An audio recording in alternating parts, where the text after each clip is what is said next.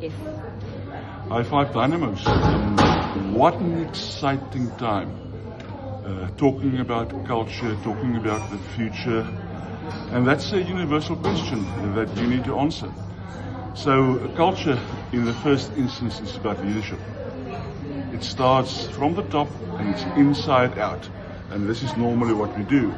So it starts with the senior leadership of the company, the executive team, and everybody in the D band. You set the scene for a culture or not. So if you look at Pep's culture, it's a culture of growth. It says we are growing together. And it is seated in the belief and a value system that we treat everybody with dignity and respect. And that forms the basis of our culture. Then we've got very strong and entrenched values of honesty, passion and resourcefulness. We've got 23 or 24 company songs that we sing.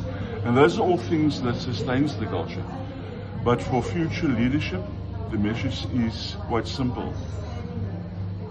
If you treat everybody with dignity and respect, if you understand that people need to, no matter where they fit into the organization, whether it's a process worker in the DC, a sales assistant in the field, or a clerk at central office, they need to be treated with dignity and respect.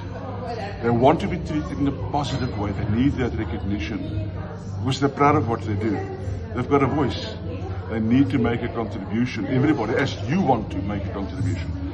And lastly is to look at the future and set realistic goals and make great plans for the future.